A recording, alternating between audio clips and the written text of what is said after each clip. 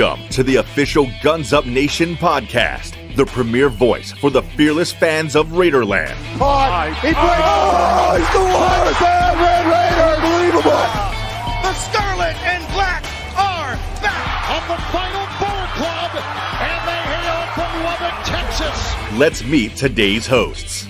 Hey, how's it going, everybody? Welcome into another installment of the Guns Up Nation podcast. I'm RC Maxfield alongside Tobias Bass down in H-Town. Tobias, how you doing, man? Doing well, man. Trying to stay dry. Hopefully it doesn't rain anymore. It's rained every day this week. We had Haley will be glad to hear that Houston's weatherman is back, a.k.a. Tobias Bass. I'm back like I never left. Well, sometimes we'd wish you would leave, that's for sure. But on today's show, we're going to talk about the latest headlines in Texas Tech athletics, including Adrian Gregory resigning as Texas Tech softball coach and what that means for the program and some of the allegations that are being thrown around about her and her coaching staff, and mostly her, I should say, while she was the Texas Tech head coach. Some exciting news for a first-round pick from the Texas Tech football team this weekend in the NFL. And then two former Red Raiders make the Times Magazine Top 100 Most Influential People of 2020. We'll answer some Twitter questions, tell you about our friends at Two Docs, and, of course, it's UT Hate Week, so we're going to have to talk about UT and preview that game a little bit as well. But, Tobias, let's start with the biggest news right now in Texas Tech athletics, which is Coach Adrian Gregory resigning as Tech softball coach. You and I had the pleasure of covering this program for myself 3 years, I believe 2 years for you. Yeah. And, you know, we had heard about allegations for a while now. You've had some relationships with players, and first and foremost, we're not going to name any players or anything in this that we've heard information from, because that would be doing a disservice to them and putting them in a bad light. But you and I have both heard from – you've talked to people you know on the team within the program. I've talked to a couple of people I know within the program. And, you know, when you hear the same things from two different sets of people, that's usually, you know, accurate statements are coming out, right? Right.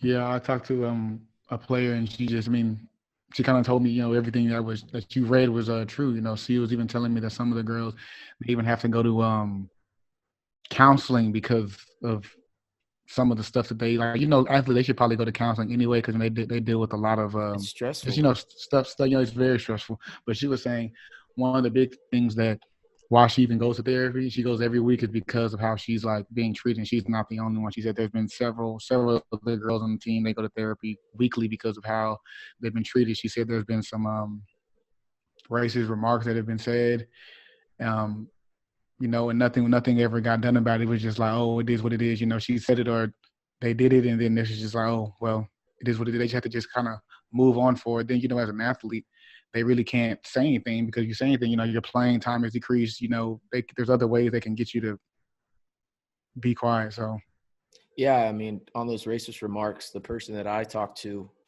gave me a quote that was used, according to her, a plethora or multiple times while she was there and played softball and everything. And what the quote was, Coach used this saying, get to the back of the line like Parks.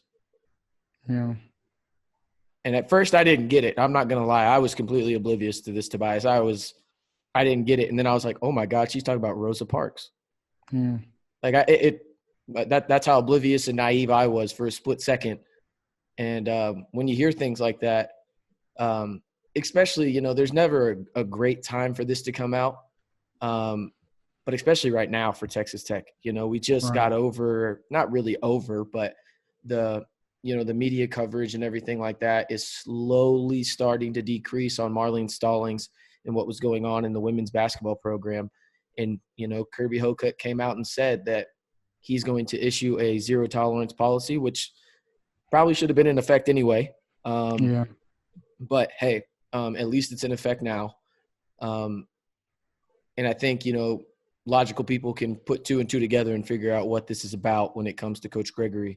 It's just sad because the program was slowly starting to turn around. Right. You know, when she showed up, laughing stock is a generous way to describe this program. And, you know, last year, or I guess in 2019, I should say, Texas Tech softball was 5-6 outs away from going to their first ever super regional appearance. And now, I mean, I don't even know where they look, Tobias, for a coach. I mean, this is a very weird process and timing of this. Obviously it had to happen, but in terms of hiring somebody, it's got to be extremely difficult right now for Kirby Hocutt. Yeah, I mean, like I said, they're in a very weird spot. You know, the season isn't that far away. I talked to one of the girls on the team. She said she thinks that a bunch of people are going to try to interview for this job. You know, I mean, I don't blame them. Absolutely. Yeah, I don't blame them. You know, like you just said, the program's definitely going in the right direction. It's just unfortunate these circumstances happened a month into the school year, basically. Barely, Barely. So yeah, I'm sure a bunch of people will try to hire for the job. Hopefully, you know, Kirby and everyone can find the right person for the job, and these issues won't happen, because this is the second time in 2 months. You know, so it's barely over a month. Right. Yeah. Barely over a month. So I want to, you know, I'm glad this is coming out, but it's just very frustrating. And I know, like you talked about, I think another thing that I was told was that she would make fun of like some of the girls on the team's hair. Some of like one of the former players, and you and I questioned why the hell she was gone from the program, because this was an impactful player. You know exactly who I'm talking about. Again, we're not going to say any names. Right. She has been very, very vocal on social media. If you can go find that person. But again, we're not going to name any names. Yeah, I mean, that's one of the things that she mentioned on social media numerous times, that coach would come out and literally like make fun of her hair. And, you know, it sounds so arbitrary in a sense, but at the same time, like, it's hair, man. Like, you know, like what is somebody going to do about that? Like, everybody should have do whatever they want with their hair. You know, some people will judge others for that, but at the same time, like, every, you know, ethnicity has a different kind of hair.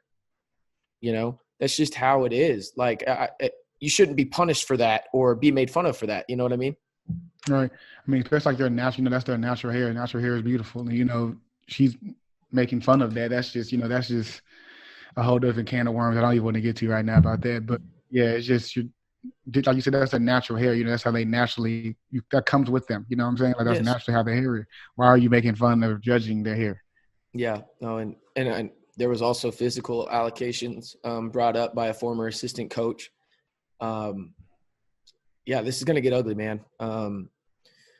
It's going to get ugly, but at the same time, I'm very glad that it's coming out, because, you know, student athletes should not have to fear, you know, going to practice and stuff like that for verbal abuse or, you know, racism and all that kind of stuff, or even physical abuse in some, you know, cases. And this case looks like there might be physical abuse too. So don't know to the exact extent, but I'm sure we'll find out more in the coming days. Just crazy stuff right now going on in Texas Tech athletics, but I'm glad it's being addressed, as you mentioned, Tobias. And hopefully this is, you know, the darkest hour in the sense of, you know, Texas Tech athletics, and everything here will have a positive light.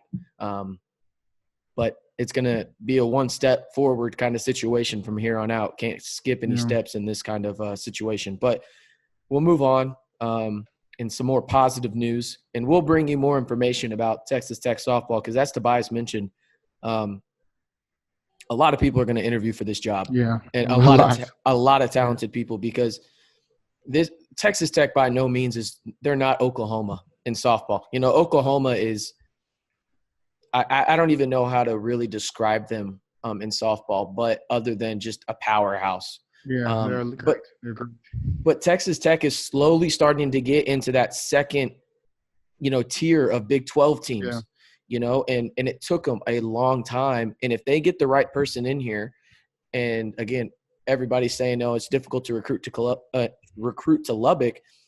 You can get that mess out of here. That's already been debunked.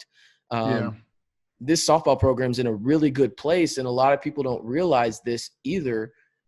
They have a lot of talent coming back. You have arguably one of the best hitters in the Big 12 in Carly Hamilton coming back, right? You have Brianna Russell. You have a two-headed monster in the circle in Edmondson and Zoke. You know, there's a lot of talented players on this team, and I didn't even mention Heaven Burton. I say Heaven Burton, Yeah, so I mean, there's a lot of talented players on this softball team. So this is going to be a highly coveted job, and it's going to be very interesting to see what route Kirby Hillcutt takes. Does he take an alumni route? Does he take more of the, hey, I've done this before, here's a winner coming in here? It's just going to be very interesting to see, and we'll keep you posted on there. Be sure to check out gunsupnation.com for all the latest on that. But we'll move on. Again, a little bit more positive here. Well, actually, I'd say a lot more positive. First-round pick of the Seattle Seahawks, Jordan Brooks, will officially make his first NFL career start this weekend against the Dallas Cowboys. It's going to be 2 Red Raider rookies starting in this game. Tobias Terrence Steele will be starting at right tackle for the Cowboys, and Jordan Brooks will getting his first start at the Sam position for the Seahawks. So I'm predicting from Jordan Brooks, this would just honestly make my year if he just goes, I don't know, 15 tackles, a pick 6, forced fumble. I don't know. Everything on the interception, forced fumble, fumble recovery, touchdown, 15 tackles, 3 sacks. I need all that for him, especially playing Cowboys. I need him really to just go crazy against the Cowboys because you know how I feel about them. I'll take a more realistic approach. I'll just take 8 and a tackle for loss. That'd be cool. Yeah, you got to force that touchdown in there because we need that. I need the Cowboys to lose this week. They should be 0-2, and you know this. They should be 1-1. They should be 1-1. With the Falcons, okay, like they should have flipped the wins. If we're being honest, that was a bogus PI call against Gallup on Ramsey. Like I get, like you can't extend your arm, but I don't know if like it's an LA thing and there's like an acting like school that people go to. Patrick Beverly and Ramsey might be classmates in it, and it's like a flopping school or something. Yeah. Like I don't know, but I'm really starting to believe that if you want to perfect yourself at being a flopper, you go to LA. Yeah, I mean, he definitely sold it because he extended it, but it wasn't enough to do all that. No, he just got beat. That's all it was. He just got beat. Exactly. But I mean, that's one reason why he's one of the best corners in the NFL. Sure. Yeah. Good for him on selling it. Like, you're supposed to bait the refs. It's a human game, like judgment call wise. Good for him. But like, I think the Cowboys their record should be exactly where it is, 1-1. It's just with the Falcons, like they choked bad. The thing is just like even a toddler knows if you're the receiving team on an onside kick, you can grab it literally whenever, literally. The fact that even if you just think about it logically, why wouldn't you be able to grab it? Like why? Like why wouldn't you be able to grab it? Because that doesn't make sense. Because you're not the team that kicked it. So why would you not be able to grab it before 10 yards? That doesn't even make sense. Then what I love the most about it is they huddled around the football, 3 of them, like it was a fire, like we were in the forest, like they were like bear caveman type stuff. Bear scouts. They had their hands out in front of them, like rubbing their hands together. About that Bear Scouts. That's what it looked like to me. Like they were literally huddling around the football, like they were Bear Scouts. You see an episode of SpongeBob when they're out in the wilderness and they have the magic conch in the middle of them. Yeah, that's what it looked. That's what it looked like to me. They were praying to the magic conch or the football, wondering what to do next. And Lord and behold, the Cowboys received it. It's wild, man. It's wild.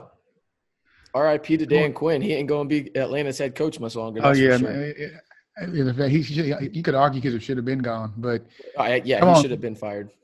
Come on, Brooks. I need the big game out of you this week. I just need y'all to beat them in devastating fashion. I'm hoping. I wouldn't be mad either way. Hopefully Jordan has a good game, and hopefully Terrence Steele plays a little bit better than he did last week. But because he was getting dominated at times last week on that O-line. But again, I saw a lot of hate for Terrence Steele on social media. He's an undrafted rookie. Then look who he had to block. The first, like Aaron Donald, he's pretty good, I think. Well, I would assume so, yes. Then was it Grady Jarrett from the Falcons? And Claiborne, I think. Yeah, like they're some of the best players at their position. I don't know. Yeah, Grady Jarrett, Tarkaris McKinley, like come on. Like those are some of the best players in their position. First round picks. Yeah. And I mean, it doesn't get much. I guess it gets a little easier this weekend against Seattle, but better hope Snacks Harrison doesn't play because he's former All-Pro. They're bringing him into camp today. Yeah, it's gonna be interesting. But congrats to Jordan on getting that first start this coming up weekend. Another huge congrats from us. This is a pretty big deal in my opinion. You know, Tobias might not agree with the list. We were talking about that beforehand, which is totally fine. But I think it is a big deal just for Texas Tech perspective that two former Red Raiders made the Times Magazine top 100 most influential people of 2020. You know, you might not agree with the list, and I get your perspective, but I think just from a Texas Tech point, that's super cool to see two Red Raiders on there. Yeah, no, that's very, very cool. I mean, it kind of, shows from Tech is possible, that we have two people on this, it's Time Magazine. This is a historic list. Yeah. No, yeah. And I mean, you have Patrick Mahomes, obviously we know about him, and then General Charles Hugh Brown. I think he graduated from Texas Tech in 1984 with an engineering degree, and it just worked his way up methodically through the system to, become one of the most highly respected people in the military here in the United States. And it's just super cool to see him succeed as well as Pat, and just, finally get that recognition for Red Raiders on arguably one of the most powerful lists in terms of just, people recognizing it worldwide. Because this isn't just an American list. You got to think about this. This is a worldwide thing. Yeah, world So, list, yeah. Two of them to come from Texas Tech, that's huge in my opinion. So just wanted to shout them out because, hey, you got to show them some love, and they definitely deserve it. And also, who deserves some love, Tobias? Some of these people on Twitter interacting with us. We're going to answer some of these questions. We got 2 questions out there for us, Tobias. One of them pertains to the game this weekend. We'll knock that one out second, but let's start with basketball. What's the time frame on Mac McClung, and why do we have to wait forever? This is from Sharon Curtis Law on Twitter. Thanks for interacting with us. See, Tobias, I understand the frustration from Tech fans, but I think the timeline actually makes sense when you look at it in the sense of Burton and McClung. Burton obviously applied for the waiver first. McClung is, applied second. It is taking quite a bit of time. I will admit that, but I think it's kind of inevitable that he will receive one.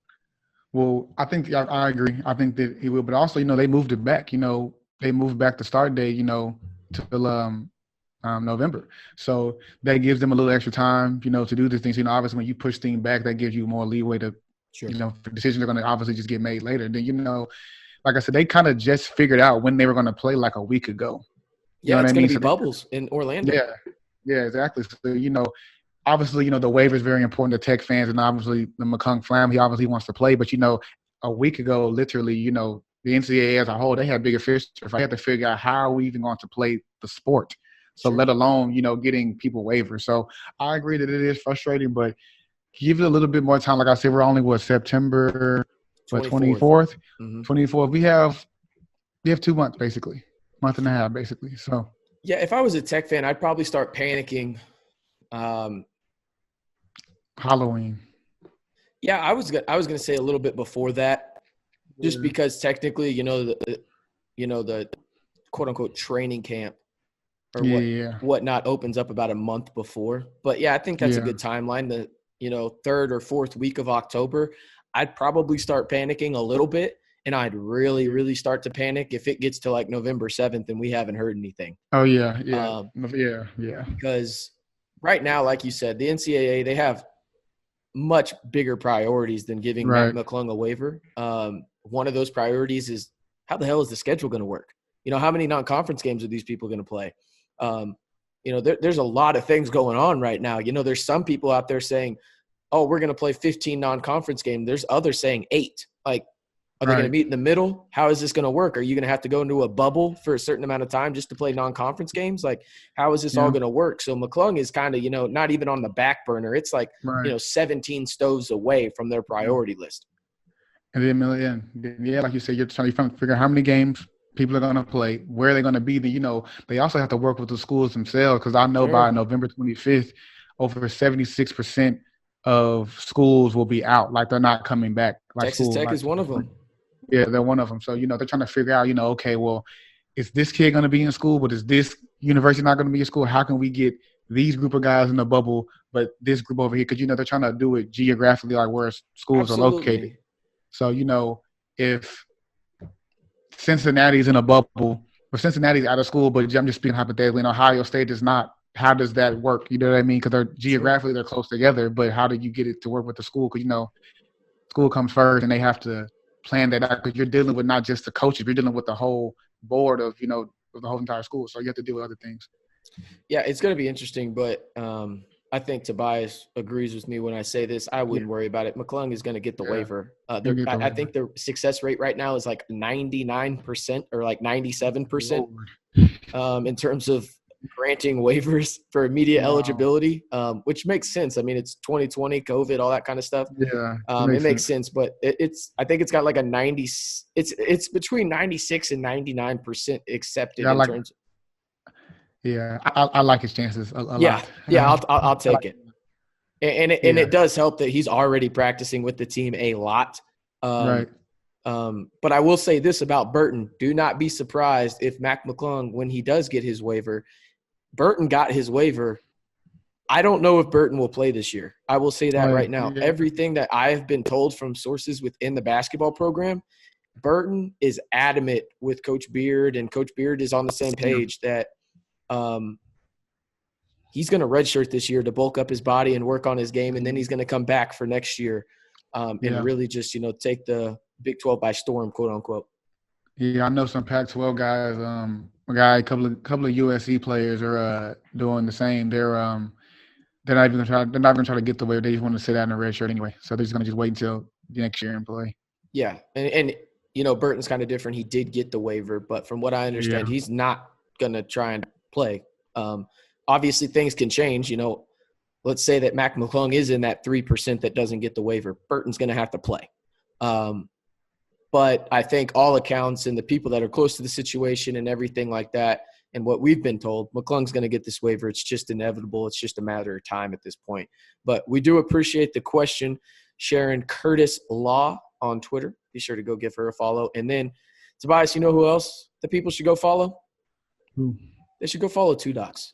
Yeah, definitely. They should go follow Two Docs. Really need to follow them after.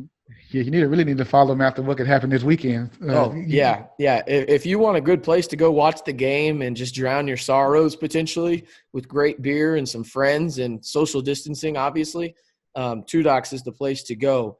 Two Docs is located on 502 Texas Avenue in downtown Lubbock. They got great beer, live music, but mostly the beer is what we're there. They have this Goza, Tobias. Haley and I absolutely love this Goza. They kind of change it up, the flavors and everything.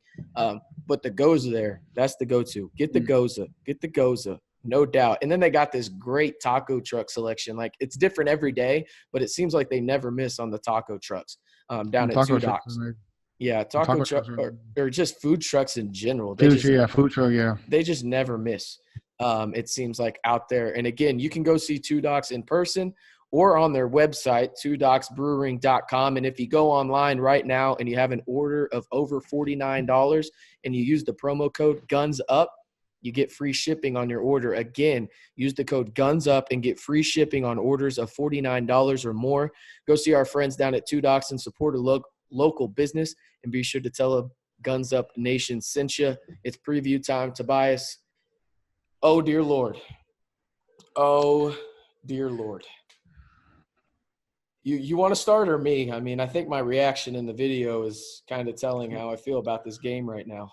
What is the over-under again? I don't know. It's changed. I know it opened up super, super high. I was getting made fun of a little bit. I know it started at 14.5 or higher than that, I think, right? Yeah. Let's go look this up real quick because I think it's changed 3 or 4 times. Since I've seen it. I know that the point total has just skyrocketed. I've seen Texas minus 18. Texas minus 18 right now? Is that what you said? Yeah. Yeah, that's a lot of points. That's alarmingly high, and I'm still going over. Yeah, the over-under for the game is 70.5. So if you look at that, so take 18 away, we're at 54. So they're thinking Tech scores 27. In that range. That's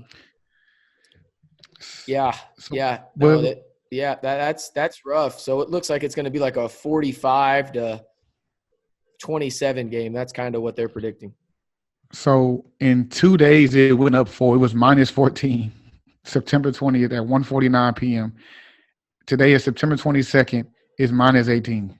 Oh no, today's the 24th. On September 22nd, it went up to minus 18. And I wonder if that has anything to do with Sir Roderick Thompson and his arrest. Yeah, that's fair. He's going to play. I mean, Matt Wells has already come out and said that. Texas Tech Athletics has said it as well. Like, he's going to play. This was an incident back in June. And for all the people on social media saying, oh, my God, he got arrested for street racing, has nothing to do with the street racing. It has everything to do with he evaded arrest.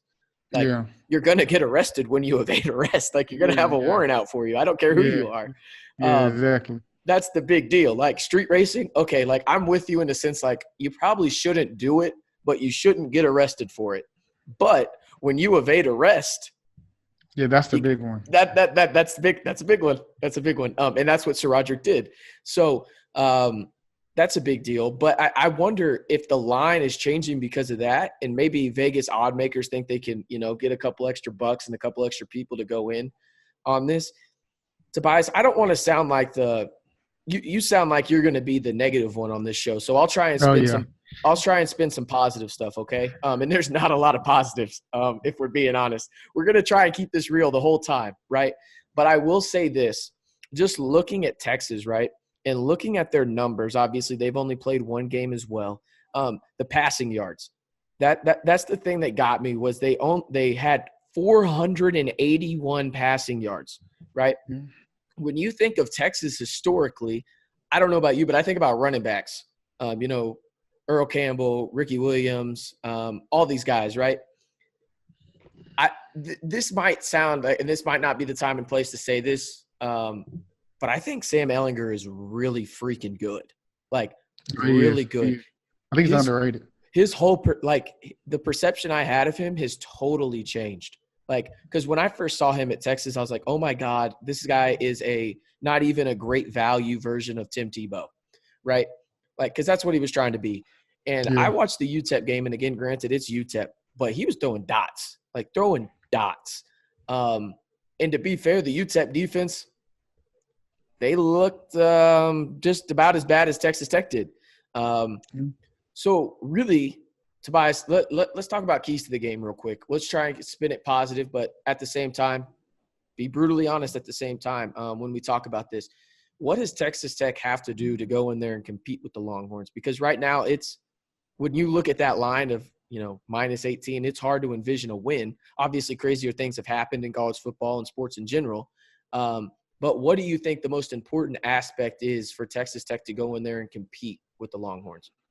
I think you kind of just said it. You have to compete. You're at home. They've only played one game just like you. Yeah, we didn't play well, but, you're going to have to go out there and just compete, Yeah, y'all are a big underdog. I think that could kind of play into your favor because people aren't expecting much. They're not expecting much, like, from Tech, at least not in this game particularly. So I think you have to just go out there and compete and stick to your stuff. I noticed in the first game against UTEP, they only had 2 sacks, which is kind of shocking to me. That was interesting to me. So maybe I'm sure they're going to do things differently in this game. But the fact that they only had 2 sacks, that kind of could show a telltale sign. Maybe their pass rush isn't as good as I thought. So that means Bowman could have a lot of time back there to throw the ball. Essentially, I think so. Maybe. So he does have enough time back there. We have receivers. We have talent on the outside. I think he should be able to get it to his weapons. Yeah, I think. I didn't know the sack stat. That's interesting, though. I think that's a really big deal because I think the positive going into this game is the sense that if Tech wants to and if they need to, they can play the ball control game. And what I mean by that is they have 4 running backs that offer a wide variety of different skill sets. And as of right now, from what Texas Tech has reported, there is no active cases in the football program. So everybody, including Schooler, Xavier White, everybody should be available unless they are injured for Texas Tech. So I'm really curious to see if, Yost's MO is go as fast as you possibly can, right? But I wonder if he dials that back this time and he tries to use the running backs to his advantage. And what I would love to see him do is use play action to your advantage. Use it, right? You have 4 quality running backs that offer a wide variety of skill sets. You have Sir Roderick Thompson. You have Xavier White. you have Townsend, and then you have the freshman Brooks. I love that foursome right there of running backs. You got to use them, and you got to establish the run early against this Texas team because their secondary is pretty damn good. Yeah, it is. It's really damn good. I want to see how they use Townsend. Like we talked about this on the last podcast. I want to see them have Thompson in the backfield and have Townsend in like the slot. I think he has that ability. He only had one catch last week, but I think he has that ability. I think that you can put him in the slot or make him like a little receiver out there somewhere, kind of like what the Chargers do with Austin Eckler sometimes. I think that you could, or like with Kamar, I'm not saying he's Austin Eckler, but I think he'd be used in the same way. Mm-hmm. And you have a good running back, you have Thompson back, then you have to respect it. Yeah. So if you have, like you said, their DBs are very, very good. You're going to have to throw somebody out there, especially in the slot. I think that's where Texas is very, very formidable at, is in the slot as well. So I think you need to put your best athletes on the field. I think Townsend is one of our best athletes on offense. I think Thompson and Townsend should be on the field at all times together, or at least majority of the time. Yeah, I think my other key was going to be use the middle of the field. You talked about the slot, right? In Texas, I mean, they're just good in the secondary, point blank, end of story. You don't say that a lot about a Big 12 defense, but it's true. And that's with a 5-star recruit quitting the team. I don't know if you saw that. I think I said, why did he quit? He quit at halftime against UTEP. Yeah, I seen that. I did see that. Because he only played like 3 snaps in the first half or something like that. I don't know the ending to that story or anything, but that's just what I last saw on it. But really, to me, I want to see 3 people get more involved this week than they were last week. And before everybody jumps on my case about one of these people, I know he leads Tech in receiving right now, but he's got to get the damn ball more because I truly think he is the biggest X factor on the Texas Tech offense, and that's Keyshawn Carter. He's got to touch the ball at least 7 to 10 times a game. I don't care if it's on a jet sweep. I don't care if it's in the slot. I don't care if he's going deep. He has to touch the ball that amount of time because he is a difference maker. He's slippery, and he's the fastest guy on this team. And then the other one is Dalton Rigdon. I want to see him get the ball more too because they're good. Yeah, I agree. I really do. And then Travis Kuntz. I want to see them use the middle of the field a lot more because Yost loves going outside. I don't think going horizontal is going to help you in this game because, like we said, there's a bunch of athletes in the Texas secondary that are really good. I think you got to go vertical. And to go vertical, I think you got to use the middle of the field. And that using the middle of the field is going to help you because it'll open things up on the outside. Hence, you can go more vertical, right? So it's also going to help the run game when you have Kuntz out there. He'll help with, blocking. It adds an extra lineman. Now, I know you mentioned that they only had 2 sacks, but at the same time, all the protection you can have and also having an offensive weapon out there is really critical against a team like Texas that has just, if you look at stars, better athletes across the field. So I really think if they're able to, throw between the hashes, throw between the numbers, I think that will really help Texas Tech, not only in the passing game, but also in the run game, and they'll be vastly more efficient with that type of offense. Yeah, also I think that primetime players make primetime play. This is this team is the Texas team. They're projected. A lot of people have been playing in the playoff. Yeah, they're good, man. Texas is really good. Yeah, Adrian Fry, McPherson, Monroe. Those are key players on this team. This is a big game for them. Yes. Obviously as they're going, playing Tech and playing football, but obviously, for your future, this is, you have 2 big games on the schedule. This is one of them. And, if you are what we think you are, what you can be, this is a game where you need to play well. Yeah.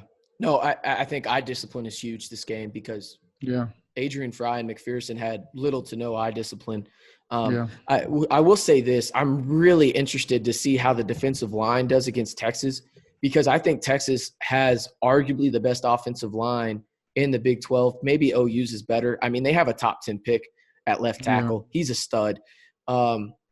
But I really want to see how they try and navigate that. Do they run a bunch of stunts? Is Boyer Randall finally unleashed in the sense of he's going to rush the passer, not, just 20 snaps. He's just going to go full out, and he's the extra guy on that line. Because if you look at it, the linebackers already, I think, are in a good spot. What I would love Tech to do, again, it's the Big 12. So I think realistically you probably have to have 5 people in the secondary on the field at all times. Sucks. It's just how it is, right?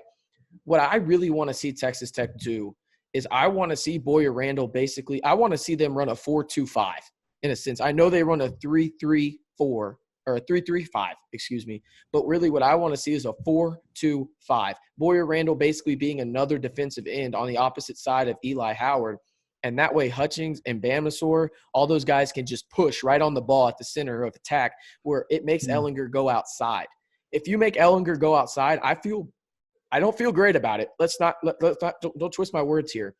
But I really like the fact that you're going to have Rico Jeffers and Kearshawn Merriweather on either side of him and being able to chase him down. I like that matchup for Tech to a degree.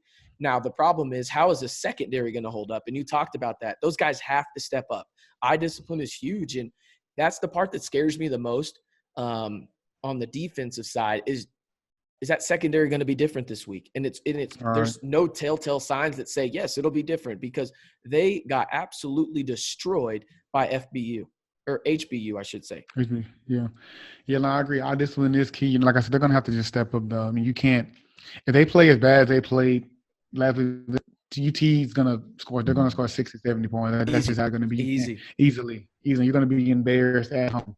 So they're going to have to – play better. I mean, I would love to see what they worked on this week in practice. But like I say, we talked about this last part. You don't have a lot of time to change everything dramatically. You know, you played bad last week or 2 weeks ago. Now, this time you're going to have to nut up and just play. Yeah, no, I think that bye came at a great time for Tech, though. Yeah, it did. It gave them at least 6 more days to at least try and figure something out. Because I'll tell you right now, if this was just a normal week, like let's say we're playing K-State this week and Texas next week, Texas is scoring 70. Yeah. They're scoring 70, like period, end of story. But let's talk about Bowman a little bit. I think this is interesting. I don't know if you know this, Tobias, but this will be Alan Bowman's first time to play the University of Texas. Wow. He hasn't gotten to play him. It feels like Alan Bowman's been on campus forever. Yeah, no, it does. But yeah, this will be the first time he ever gets to play Austin. And we have a question from Rusty Shackelford. I like that name. At this guy TTU. I don't know if you get that reference. It's a good one though. What should we realistically expect from Bowman this Saturday? Thanks. I'll hang up and listen. I appreciate that. So again, the question, Tobias, what should we realistically expect from Bowman this Saturday? What I'm expecting, what I'm hoping are, I guess, I wouldn't say they're two different things. I'm hoping that he's accurate with the football. And I hope he does what we're saying, uses the middle of the field. He makes accurate and decisive throws. Like I said, they only had 2 sacks last week, so I want to see, are they going to bring more pressure this week? Are they going to what does Texas do defensively? But to answer the question, I'm expecting them to be accurate with the football and get the ball to his playmakers. We have a good amount of them. You know, you have Keyshawn Carter, you have Easy, Vasher, you have Thompson. And like you said, Coombs. Like you said, when are they going to start? Because they talked about this publicly that we're going to start using Tyler. We're going to start. Well, when? You know what I mean? When are you going to start using them? Yes. Yeah, I think the game that I went to, just because they're kind of ranked in the same area, was that OU game that Bowman started against Kyler Murray and number 7 Oklahoma when Texas Tech was 5-3 and Oklahoma came in as the number 7 team in the country and were 7-1. Obviously, Bowman got hurt right before halftime, if you remember that. But he was playing good before half. You look at his stats, he was 21 for 26, 227 yards, and 2 touchdowns. What I expect from Bowman on Saturday is some of the things you mentioned for sure. But I think there might be garbage time, and that might play an impact on it. But I think in meaningful snaps, I think we can expect Bowman to be around the 290 to about 320, 3 touchdowns, and probably an INT. That's probably realistic for me, just because they are going to throw so much. I think that's probably what they do. I will say this, though. This is kind of my bold prediction on this. I think Texas Tech competes in the first half. I think it's close as hell, Tobias, in the first half. I think the Longhorns will come out. They'll strike first. I think they'll get the ball first. They'll come out 7-0, and then Tech will answer. And I think at halftime, Tech will only be down by, maybe a touchdown, a field goal, something like that. And then I think in the second half, that's where UT comes out of the locker room and they just lay the hammer down. I think that's probably what happens. Because I think Texas Tech, you got to know this by now, and I think everybody does, that these players hear every bad word that we're saying about them. And we are we're not speaking, negative in a sense of like we want to hurt these guys. We're just speaking critically. This is what we do, right? Yeah. But they played like hot garbage in week 1. They know that. I think they're going to come out with a huge chip on their shoulder, but I don't think the chip can last the whole 60 minutes. So I do think it'll last the first half. If I had to guess, I'd probably say at halftime it's like 27-24. That's kind of my prediction. I think that, like the start for Tech is going to be key. What game was that last year we were covered and they just got down like, 17-3 quick and it was just like the game, over. So that was West Virginia. Yeah. I think the start for Tech for this game is key. How they start, like you said, if Texas comes out and scores 7-0, we have to answer. You have to answer because, you go down 14-0, it's kind of like, oh, here we go again type of thing. And, the players start, scrambling around. That's when things start to get ugly. So I think that you're right. If Texas gets the ball first and they score, I think that we have to come back and answer. And by the way, I lied. That was Iowa State. It was Iowa State last year that we were down 17-3 at. Yeah. But no, yeah, I legitimately think, there's a lot of teams where the most important quarter is the fourth. I don't think that's the case. I think the first 2 drives for Texas Tech are the utmost importance. Like I don't know if they could get any more important. And I want to see on that first drive, especially on defense, like I said, how the hell are they using Boyer Randall? Because I truly believe that guy is an X factor. Because I told you the stats last time. He had 22 snaps where he rushed the passer. He had 5 tackles, 2 for loss, and he caused a fumble. I mean, the guy's a difference maker. Like, I get it. It's Houston Baptist, but at least you saw that and you can go, okay, well, we've seen it once. We have to play our card here against Texas. There's no other time to play the card, So I really think that that's a big factor to me is to see how they use those guys because let's be honest, we know the linebackers are going to play. We know Kearshawn Merriweather. We know Randall. We know Jeffers. They're going to come out and they're going to ball. Schooler's going to play too. Another aspect I totally forgot about Schooler. I would love to see Schooler in the Boyer Randall role where he's just rushing the passer. I would love to see that or put Jeffers there and you have Schooler and Merriweather. There's so many options here that I want to see how they navigate that because one thing that I think Texas Tech fans aren't talking enough about, Texas Tech looked gassed on defense a lot of times against Houston Baptist, right? They're going to have a lot of pieces back defensively now, especially at the linebacker position. And I think that's going to be huge. Jalen Hutchings, he got hurt. Looks like he's going to play this week. So I really want to see how they get to Sam Ehlinger and just make him uncomfortable. If they can get him out of the pocket, Sam Ehlinger is a great quarterback out of the pocket. Don't get me wrong. But what I want to see is if they can get pressure in his face, because when you get pressure in Sam Ehlinger's face, he becomes a bad passer, right? Like most people. If you get if I can't see the wide receiver, I'm not going to probably throw it well. Right. But I also think the beauty of this is they're going to spy Sam Ehlinger, which is a blessing and a disguise, or a blessing and it could be their demise. And I think what they're going to do is they're going to use Rico on that because Rico is more elite in terms of the speed, the sideline to sideline than Merriweather, and Merriweather will just come in and lay the wood in the run game. I think that's probably what they do. And now, again, I think it's effective in the first half, but I think OU comes out of the locker room and I think they just lay it down on Tech. And I think it probably ends up in the range of like 55. Yeah, I'm going to say 50s. I was going to say 55, 42. I think Tech covers, honestly. I do think they cover 18. It'll probably be like on the last drive of the game or something like that. But, 3 scores, sheesh. That's a lot of points, man. That's a lot of points. That is a lot of points. I think they do have to spy. I want to see if they get pressure in his face. I think tackling is also going to have to be crucial because Ehlinger, he's not afraid to tuck the ball and run. He's scored a lot of touchdowns running the ball. So you mean Merriweather? I think I think he can make the plays. I know you said Townsend. I just wanted to make sure you got the right guy out there. I was saying tackling. Oh, tackling. I'm sorry. I thought you said Townsend. That's my fault. That's my fault.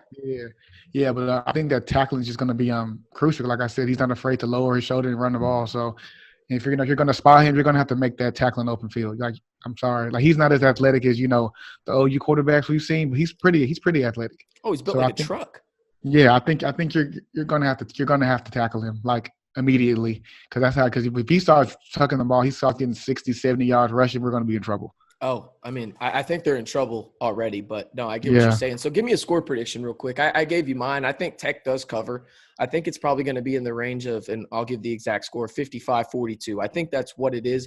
And Tech, it's a bad beat, on Scott Van Pelt where they talk about it. I think that's what happens is I think Tech scores very, very late to cover, and they end up losing 55-42. You said 55. I'm probably gonna go 50, 57, which is a lot. That's a lot. 57. You said 42. Yeah. I'll probably go. I think that they're gonna beat us by over 18. I do. So I'm not gonna say 50, 57. What, like 38? 38. Yeah, exactly. I think they're gonna beat us by over 18. So I hope not. It's another bad beat then, just the opposite way. I think that they'll be. Yeah, I think they will. No, I mean, I think it would be kind of naive, and we're trying to be as positive as possible. But Texas is really good. Tech fans don't want to hear that because I don't want to hear it either. We're Tech fans too. I don't want to hear that, but at the same time, like that team's different this year. Yeah, there's a reason why they're projected to go to the playoff. There's a reason. Yeah. I mean, it's going to be a fun game when they play Oklahoma.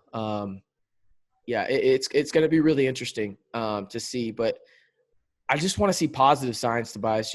A win would be awesome, but I want to see them move in the right direction. I want to see the secondary play better at times. Like, you're going to get beat. It's the Big 12, but I want you to, show that you made progress from week 1 into this next week. And then you go to K-State. Hopefully you can win that game, and that'll get the snowball effect rolling, and hopefully the defense can just be better. Yeah, I agree. I mean, like you said, it's just taking baby steps. It would be cool if we win. I don't expect us to win. I don't think anyone else expects us to win. But if we can just take a few steps in the right direction, I think that's just a positive sign, especially from what we did 2 weeks ago. Like, good Lord, HBU, like, you know what I mean? So we easily could have lost that game. So yeah, I think that taking a step in the right direction this week would be a big, big plus. Yeah. ESPN has Texas as 91.6% chances of winning this game. So you're saying there's a chance for Texas Tech. Yeah. You're saying there's a chance. So Tobias took the over. He's going over the 18. I'm going just under. But 55-42 for me. Tobias said 57-38. Nonetheless, it's just going to be fun to see football in the Jones and Big 12 football again. Yeah, it's just going to be fun to see it. But again, he's Tobias Bass. You can follow Tobias on Twitter at Tobias_Bass, and you can follow myself, RC Maxfield, at RCNB323. And Tobias, I'll reveal the special guest now to everybody for the postgame show on Saturday. You want to hear it? I don't think I've told you even. I think you did. Go ahead and say it, though. I think you did, though. Casey Cowan. Yeah. Casey Cowan, Lubbock sports radio legend. He'll be joining myself on the postgame show this weekend after Texas. So you're going to want to come check that out on the Guns Up Nation Facebook page. But again, he's Tobias Bass at Tobias_Bass on Twitter. I'm RC Maxfield at RCNB323. Be kind to others. Wear a mask. And don't forget to go see our friends over at Two Docs. We'll catch y'all next week, guys. Thanks for listening to the Guns Up Nation podcast. The opinions expressed in this podcast are those of the podcast host and do not reflect the opinions of Texas Tech University or its affiliates. Visit our website at gunsupnation.com for more Texas Tech news. Thanks again, and Guns Up.